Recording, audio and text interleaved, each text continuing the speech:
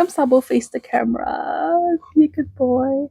Okay, so just a quick one before I finally call it a fucking day and go to bed. I want to show you something that I worked on this morning. Okay, Sabo, stay still.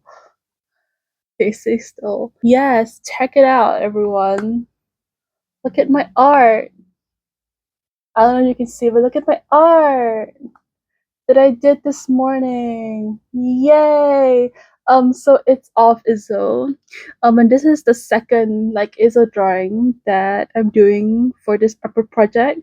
So the thesis is I really want to explore the color purple. I was very inspired by an artist that I saw on Instagram. And I'll discuss why I like her art style, her paintings a lot later. Probably tomorrow when I'm more awake. But for now, I really adore how she uses purples, pinks, and blues throughout her paintings. And I want to create a piece that pays homage to that, especially since I don't typically use a lot of pinks, purples, and blues.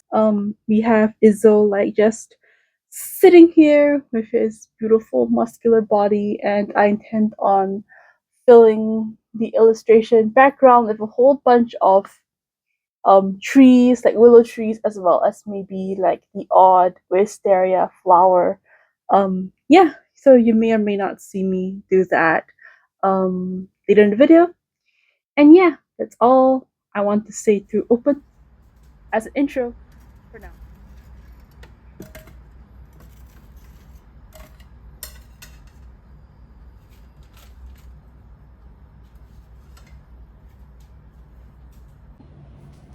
Hello, it's now the following morning and we're going to have some toast with Nutella and banana for breakfast. Imagine living with that for years. Imagine that, okay? I lived in this house my whole life and these ambulances won't shut the fuck up. Gourmet. It has, look at that. Look at the cross section. Gourmet as fuck. Okay. Yeah, hi. Remember when I said in my previous videos that I'm going to dedicate this current video to me rendering my previous illustrations like water effects? Yeah, that didn't happen. I lied. I mean, I am kind of earnest about that. It's just that, like I said in my second-ish video of this art book series, my progress on this project is super lapsap. It's super haphazard. It just comes and goes or whatever. But anyway, in case you're new here and you have no idea what I'm doing, I'm embarking on this really huge project, this art book specifically, where I draw 24 illustrations, 6 each, dedicated to my 4 favorite Whitebeard men. If I remember correctly, in my original brief for that video, I mentioned drawing Whitebeard himself, but then I decided to chicken out kind of recently, 2 weeks ago, because I want to dedicate a more proper, smaller zine-ish project for him. Something that's focused on him more specifically, because his aura is too great. So yeah, there's also a more symbolic reason for this, which I've alluded to in my previous video, but I won't get into that right now. I'll talk about that when we get into the color section. Right now we're in the line art section. In this line art right now, you're seeing me just do a lot of the natural elements that are involved in this piece. Currently, you're seeing the drawing process of this strange looking branch, anemone looking thing. Fun lore about this strange looking anemone plant is that I actually stole this motif from a painting that I saw on Pinterest. This painting featured a lot of mossy greens, a lot of cool tones as well, but it still evoked a sense of mystic wonder, which I really liked. And I find that this odd, eccentric looking, twiggy looking plant accentuated that vibe, so I decided to basically lift it for my own illustration. And to complement this like magical ethereal vibe and to introduce some purple that I mentioned earlier, I've decided to include some beautiful wisteria plants here.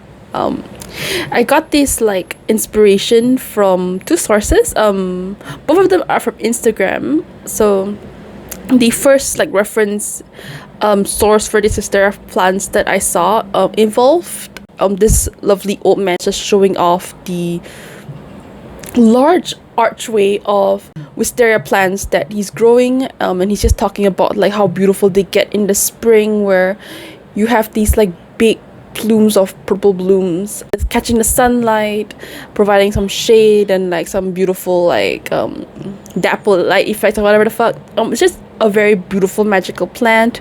And the other source that I was inspired by was this image from the Huntington Library, where it's this huge like bush of wisteria plants on the ground. What both of these images showed me is that wisteria plants can offer this sense of like fantasy. It has this fantastical like connotation, and it's also very beautiful. And more importantly, for this illustration specifically, it is very easy to draw. So I had a lot of fun drawing the wisteria plants in this illustration, because it just allowed me to focus a lot on the shapes and getting a lot of very simplified forms. The shapes of the wisteria plants themselves is basically just like two triangles like stuck together, not unlike a bow. But if you put a lot of them together, and if you put a lot of like teardrop shapes together, they create this like cascading flow of florals that is both very controlled but also very wild and spontaneous.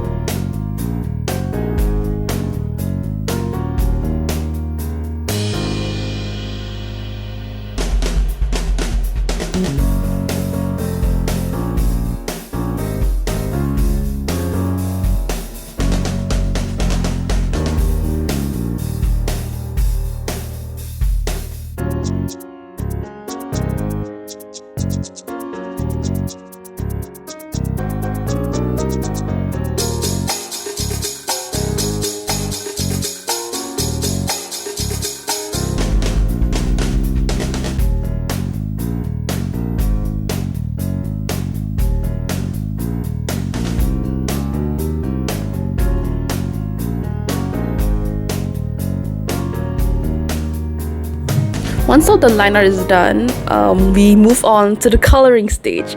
This coloring stage, oh boy.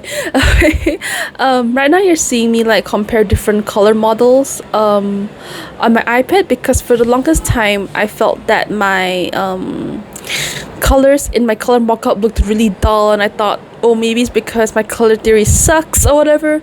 But then after this color model comparison, I just realized like, wait, no, not really. My color model is just very dull. Yeah. So while coloring this, right, I was very inspired by Archer's painting called Ever Onward. Like, as I was like deciding how I wanted the layers to like work and all that, I was just obsessively staring at this acrylic painting because I just adore it so freaking much. Like, I really like, first of all, the most prevalent thing that inspired me to even use purple in the first place is the very rich saturated shadows that Archer used in the shadows of the tree. So like the surface of the trees that's facing the viewer, she rendered the overcast shadow in this really rich, vibrant purple, which just tickled my brain. And then for the highlights, Archer used this hot pink color. So that's why I complained so much about these color models, because the color model that I was using by default cannot process pink very well. Like, it does have some shades of pink, but it just cannot give me this really bright, vibrant hot pink, which I want desperately for this piece to emphasize this sense of whimsy, this magic, the sense of like dreamy landscape. You know, I really wanted that shade of pink, and I couldn't get it, so I was very frustrated with trying to make it work. Until then, I realized, as I said, the color model just wasn't working. So I just, left it alone and decided that having purples with pops of like bluish greens and blues here and there, with maybe like a dash of peach pink, would be good enough, would be fine for this piece. Hopefully by the time this piece is finished, you'll see, you'll get inspired by how like I tried to create this magical landscape, this very dreamlike atmosphere where there's a sense of calm, when you feel very calm just looking at like how unified the colors are, but also a sense of like unease, because like, why is it so damn dark, and why is the star by 𝖤.𝥧 face the only like light source, so yeah, just a sense of being trapped in this fantastical surreal world. That's the sort of vibe I'm going for.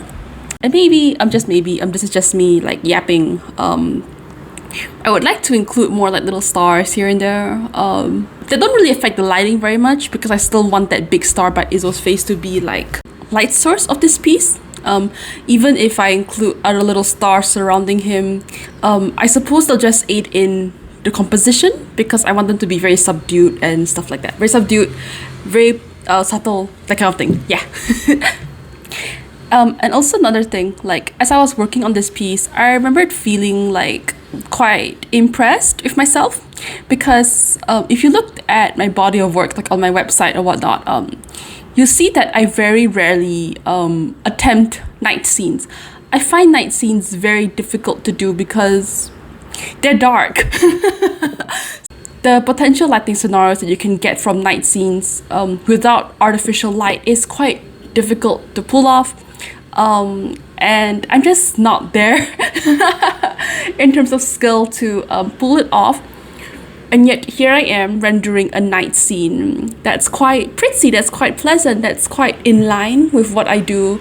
Very bread and butter, but also very unique in my body of work. And feeling these feelings, this sense of pride, I thought a lot about how I wanted to restructure my art book project, and that's the point that I kept like bringing up. I wanted to dedicate my art book to exploring a sense of time, not in a very existential sense, but maybe like have each piece represent a certain hour of the day. So maybe like this piece in particular can represent like midnight, which is like the cusp of the previous day and the next day, something like that. This piece can represent midnight. And my previous video where we had like Vista beaving in the pond thing, that could be noontime, because noontime is the hottest time of the day, and it's the time of day when you really just want to cool off, like hide in the shade and just wash yourself with a cold splash of water. At least for me here in Singapore, like it can get very, very, very hot here.